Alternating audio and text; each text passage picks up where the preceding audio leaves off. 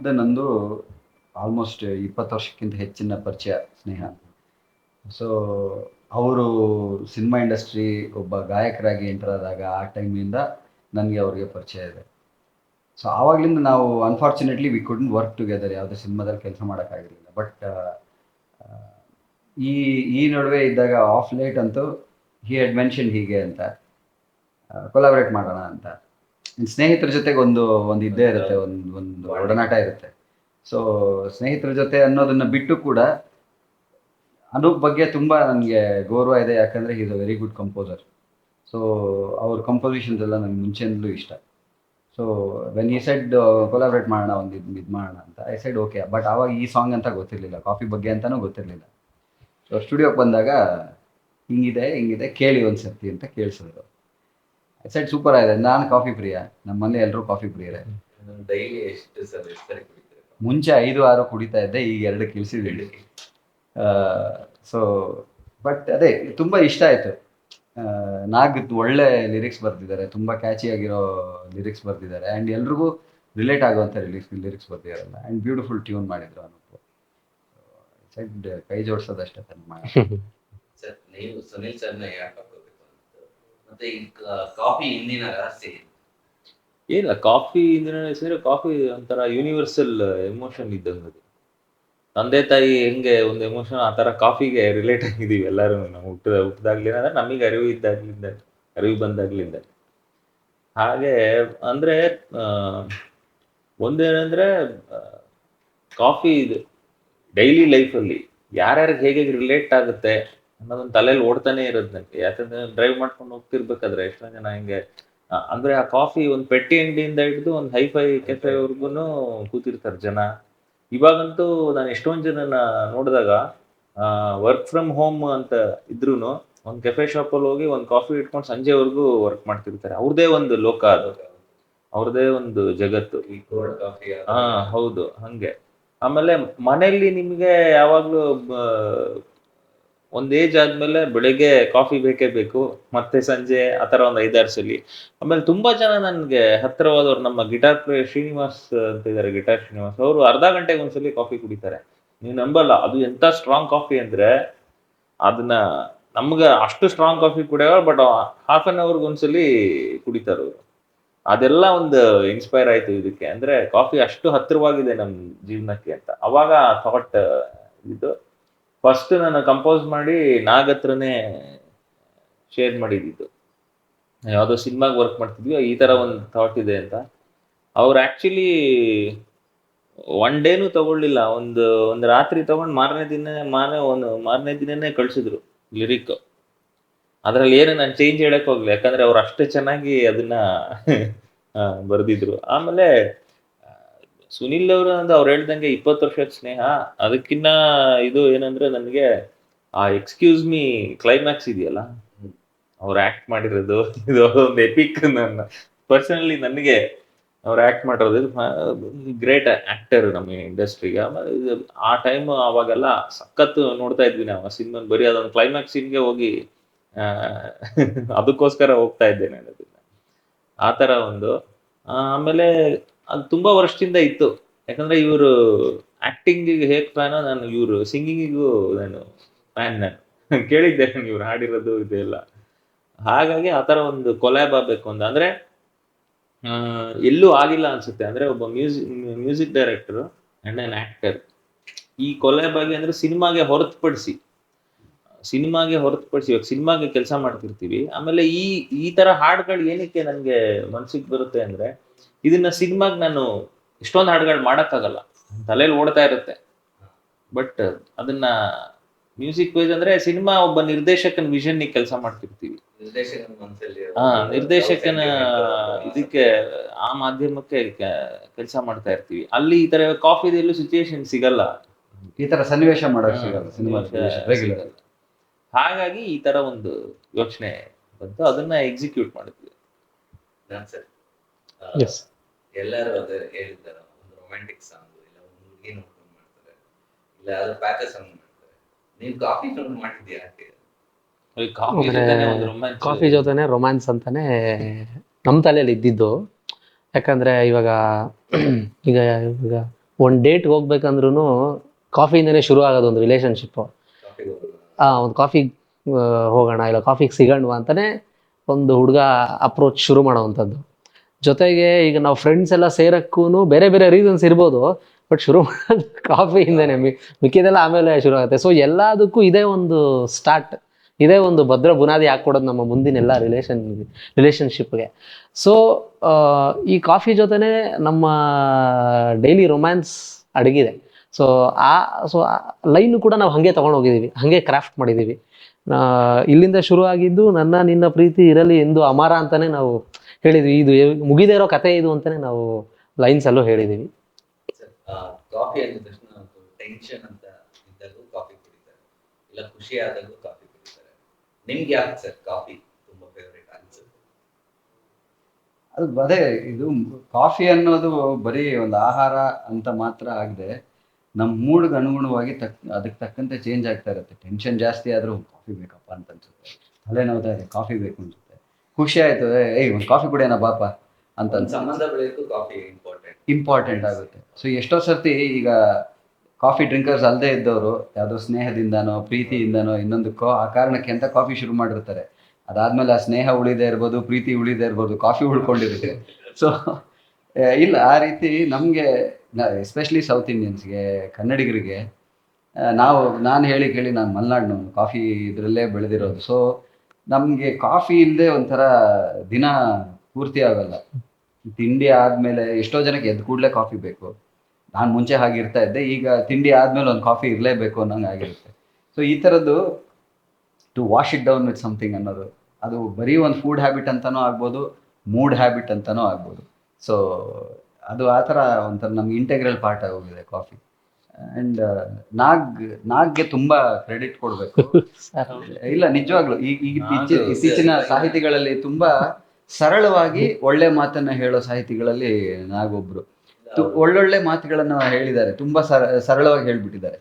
So ಕಷ್ಟಕ್ಕೂ ನಷ್ಟಕ್ಕೂ ಒಂಟಿತನಕ್ಕೂ best friend ಆಗೋದೆ ಅಂತ ಎಷ್ಟು ಜನಕ್ಕೆ ಇದೆಲ್ಲ ತುಂಬ ನಾಟಿದೆ, ತುಂಬ ರಿಲೇಟಬಲ್ ಅಂತ ಅನ್ಸಿದೆ. ಸೊ ಎಲ್ಲ ಕ್ರೆಡಿಟ್ ನಾಗ್ ಹೋಗ್ಬೇಕು, ಅನುಭವ. ಇವಾಗಿನ ಟ್ರೆಂಡ್ ಹೇಗಿದೆ ಅಂದ್ರೆ ಚಿಕ್ಕಾಗಿ ರೀಲ್ಸ್ ಮಾಡೋರಿಗೆ ತುಂಬಾ ಸಾಂಗ್ಸ್. ಅದು ಏನಂದ್ರೆ ನಾಗ್ದು ಸ್ಪೆಷಾಲಿಟಿ ಒಂದು ಏನಂದ್ರೆ, ಇವಾಗ ಆ ಇಂಗ್ಲಿಷ್ ಕನ್ನಡನ ಬ್ಲೆಂಡ್ ಮಾಡ್ತಾರಲ್ಲ, ಅದು ಆಡ್ಭಾಷೆ ಇದ್ರೆ ಗುಡ್ ಮಾರ್ನಿಂಗ್ ಆಗೋದು ನಿನ್ನಿಂದಲೇ ಅಂದ್ರೆ ಬೆಳಗಾಗೋದು ನಿನ್ನಿಂದಲೇ ಅಂತ ಹೇಳ್ಬೋದಿಲ್ಲ, ಬಟ್ ಗುಡ್ ಮಾರ್ನಿಂಗ್ ಆಗೋದು ನಿನ್ನಿಂದಲೇ ಅದನ್ನ ಬ್ಲೆಂಡ್ ಮಾಡ್ತಾರಲ್ಲ, ಅದು ಅವ್ರದ್ದು ವಿಶೇಷ ಅವ್ರ ಸಾಹಿತ್ಯದಲ್ಲಿ. ಅಂದ್ರೆ ಈ ಕನ್ನಡ ಹಾಡಲ್ಲಿ ಇಂಗ್ಲಿಷ್ ಬಳಸಬಾರ್ದು ಆ ಥರ ಏನಿಲ್ಲ, ಅದು ಕನ್ನಡ ಥರನೇ ಅನ್ಸುತ್ತೆ ನಮ್ಗೆ. ಫ್ರೆಂಡ್ಶಿಪ್ ಆಗೋದೇ ನೀನು ಅಥವಾ ಆ ಥರ, ಹಂಗೆ ಬೆಸ್ಟ್ ಫ್ರೆಂಡ್ ಆಗೋದೇ ನೀನು, ಅದೆಲ್ಲ ಇವಾಗ ಯೂಶಲಿ ನಾವು ಏನಾದರೂ ಕನ್ನಡ ಹಾಡುಗಳು ಇಂಗ್ಲಿಷ್ ಬೆಸ್ಟ್ ಫ್ರೆಂಡ್ ಹಂಗೆ ಫ್ರೆಂಡ್ ಡೂ ಅಂತ ಯೂಸ್ ಮಾಡ್ತೀವಿ, ಬಟ್ ಅವ್ರ ಸಾಹಿತ್ಯದಲ್ಲಿ ಅದು ಕಡಿಮೆ ಇರುತ್ತೆ. ಬೆಸ್ಟ್ ಫ್ರೆಂಡ್ ಅದ ಆ ಇಂಗ್ಲಿಷ್ ಆಕ್ಸೆಂಟು ಹಂಗೆ ಇರುತ್ತೆ. ಅಂದ್ರೆ ಒಬ್ರು ಲಿರಿಕ್ಸ್ ಹೇಳ್ಬೇಕಾದ್ರೆ ಉಚ್ಚಾರಣೆ ತುಂಬಾ ಟ್ವಿಸ್ಟ್ ಇದ್ರೆ ಹೇಳಕ್ ಆಗಲ್ಲ, ಅದನ್ನ ಈಸಿ ಮಾಡಿದ್ದಾರೆ ಲಿರಿಕ್ಸ್. ಅಂದ್ರೆ ಆಮೇಲೆ ಅವ್ರು ಹೇಳ್ದಂಗೆ ಇವಾಗ ಏನದು ಒಂದು ರಿಲೇಶನ್ಶಿಪ್ ಶುರು ಆಗ್ಬೇಕಾದ್ರೆ ಕಾಫಿಗೆ ಹೋಗೋಣ ಅಂತ ಆ ಥರ ತುಂಬಾ ಮಾಡಿದಾರೆ ಅವರು. ಹಂಗಾಗಿ ಅದು ತುಂಬಾ ಈಸಿ ಆಯ್ತು ಅವ್ರಿಗೆ. ತುಂಬಾ ಆತರ ಮಾಡಿ ಒಂದು ಕಡೆ ಸೇರಿದಾರೆ ಸುತ್ತಿ ಹೊಡೆದಿ ಹಂಗೆ ಬಂದ್ರಲ್ಲ. ಸೊ ಹಂಗಾಗಿ ಅಂದ್ರೆ ನಮ್ ಅನುಪರ ಹೇಳ್ತಿರೋದೇನಂದ್ರೆ, ಮೇ ಬಿ ನಾನು ಕೂಡ ಈ ತರ ತುಂಬಾ ಕಾಫಿಗಳು ಕುಡಿದಿದೀವಿ. ಇತ್ತೀಚೆಗಿನ ಕಾಫಿ ಕುಡಿದ್ರೆ ಅವ್ರಿಗೆ ನಾವು ಎರಡನೇ ಸಲದಲ್ಲಿ ಒಂದು ಇನ್ಸಿಡೆಂಟ್ ಬರ್ದಿದೆ ಗುರುಪ್ರಸಾದ್ ಸರ್, ಅದೀಗ ನೆನಪಾಗ್ತಾ ಇದೆ. ಕಾಫಿ ಗಿಟ್ಟಿಂಗ್ ಏನೋ ಒಂದು ಹೋಲಿಕೆ ಮಾಡಿದ್ದಾರೆ, ಅದು ಬೇರೆ. ಮ್ಯೂಸಿಕ್ ಕೂಡ ಮಾಡಿದ್ದೀರಾ ಅಂತ. ಅದರಲ್ಲಿ ಒಳ್ಳೆ ಅದಕ್ಕಿಂತ ಮೀರಿ ಒಳ್ಳೆ ಹಾಡುಗಳಿದೆ. ಸರ್ ಅದು ಮ್ಯೂಸಿಕ್ ಎಲ್ಲ ಟ್ಯೂನ್ಸ್ ಹೊಸದಾಗಿ ಏನಾದ್ರು ಮಾಡಿದ್ದೀರಾ? ಅಂದ್ರೆ ಇವಾಗಿನ ಟ್ರೆಂಡ್ಗೆ ಏನಾದ್ರು ಟ್ರೆಂಡ್ ಏನಾದ್ರು ಆಡ್ ಮಾಡಿದ್ದೀರಾ ಮ್ಯೂಸಿಕ್? ಕಾಫಿ ಸಾಂಗ್ ಅಲ್ಲ, ಅಂದ್ರೆ ಸಿಂಪಲ್ ಆಗಿ ಇಟ್ಟಿದೀವಿ. ಒಂದು ಗ್ರೂವ್ ಇರಬೇಕು, ತುಂಬಾ ಕಾಂಪ್ಲಿಕೇಟೆಡ್ ಮಾಡಕ್ ಹೋಗಿಲ್ಲ.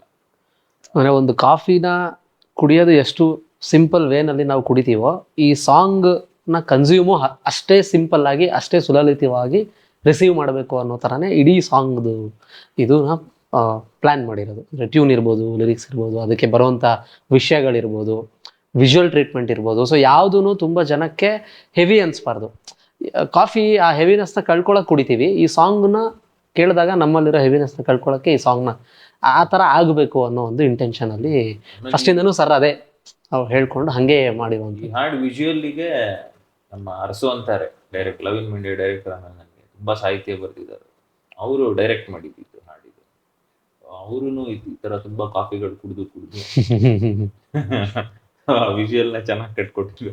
ಅಂದ್ರೆ ಒಂದು ಏನಂದ್ರೆ ಯಾವುದೇ ಸಾಂಗ್ ಆಗಲಿ, ಸಿನಿಮಾ ಸಂಗೀತ ಆಗಲಿ, ನಾನ್ ಫಿಲ್ಮಿ ಆಗಲಿ, ಕೇಳುಗರಿಗೆ ಕೇಳಿಸಿದ ತಕ್ಷಣ ಇನ್ನೊಂದ್ಸತಿ ಕೇಳಬೇಕು ಅಂತ ಅನ್ನಿಸ್ಬೇಕು ಅನ್ನೋದು ಒಂದು.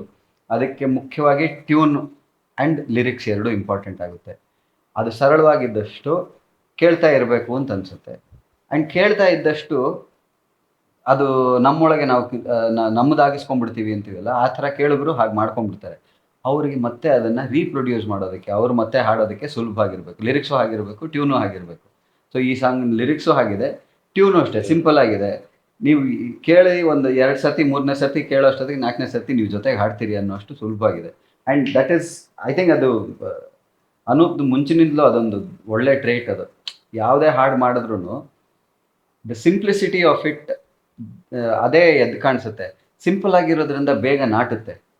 ತುಂಬ ಕ್ಲಿಷ್ಟವಾಗಿರೋದು ಅಥವಾ ಇದಾಗಿರೋದು ಅಂತಿಲ್ಲ, ತುಂಬ ಈಸಿಯಾಗಿ ಅರ್ಥ ಆಗುತ್ತೆ, ತುಂಬ ಈಸಿಯಾಗಿ ಇಷ್ಟ ಆಗುತ್ತೆ. ಸೊ ನಮ್ಮದು ಅಂತ ಅನ್ನಿಸ್ಬಿಡುತ್ತೆ. So that's one great thing about Anoop. ಯಾವುದೇ ಸಾಂಗ್ ತಗೊಂಡ್ರು ಸಿಂಪಲ್ ಆಗಿ ನೀಟ್ ಆಗಿರುತ್ತೆ, ಯಾಕಂದ್ರೆ ಅದು ಸೋಲಿಂದ ಬರುತ್ತೆ. ಸೋಲಿಂದಾನೇ ಬರುದು, ಸೋಲಿಂದ ಆಕ್ಚುಲಿ ಸೋಲು ಕಂಡವರಿಗೆ ಸೋಲ್. ನೀವು ನಿಮ್ಮ ವೈಫ್ ಜೊತೆ ಇದುವರೆಗೆ ಎಷ್ಟು ಕಾಫಿ ಕುಡ್ತೀರಾ ಲೆಕ್ಕ ಇಟ್ಟಿದ್ದೀರಾ? ಕಾಫಿ ಮುಂಚೆಯಿಂದ ನಾವು ರಿಲೇಶನ್ಶಿಪ್ ಅಲ್ಲಿ ಇದ್ದಾಗಲಿಂದ ತುಂಬಾ ಸಲ ಕಾಫಿ ಹೋಗಿದೀವಿ ಆಚೆ. ಇವಾಗ ಮನೆಯಲ್ಲೇನೆ ಒಳ್ಳೆ ಕಾಫಿ. ಆಮೇಲೆ ನಾನು ಇನ್ನೊಂದು ಲೈನ್ ಬರ್ದಿದೆ ಅದರಲ್ಲಿ, ಒಂದು ನೀನೊಂದು ಸಿಹಿಯಾಗಿರೋ ಸಾಗರ, ಅದೇನಕ್ಕೆ ಬರೋದ್ರು ಅಂತ ಅವ್ರನ್ನೇ ಕೇಳ್ಬೇಕು. ಕಾಫಿನ ಸಿಹಿಯಾಗಿರೋ ಸಾಗರ ಅಂತ ಹೇಳಿದ್ದಾರೆ, ಆಕ್ಚುಲಿ ಸಾಗರ ಉಪ್ಪಿರುತ್ತೆ. ಸರ್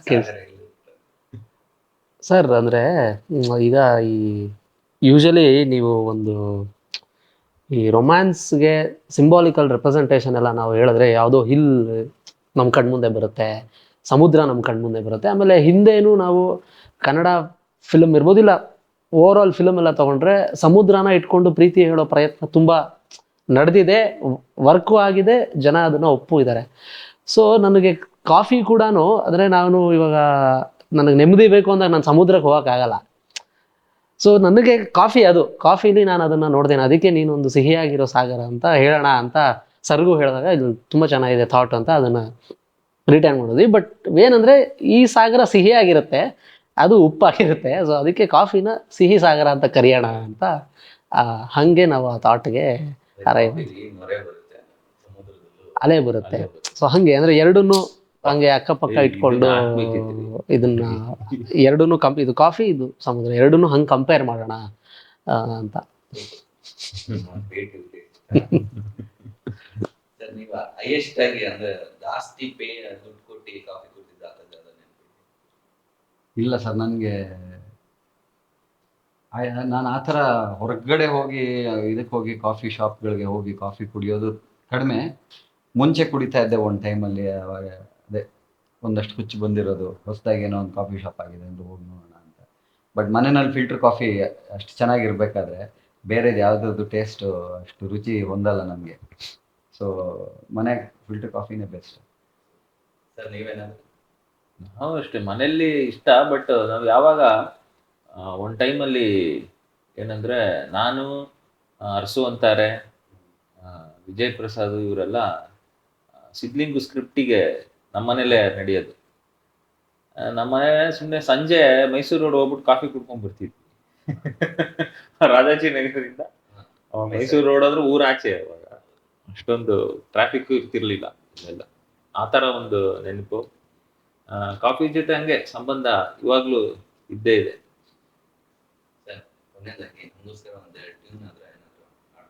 ಈಗ ಹಾಡ್ತಾರೆ, ಇಲ್ಲಿ 3 ಜನನೂ ಹಾಡ್ತೀವಿ.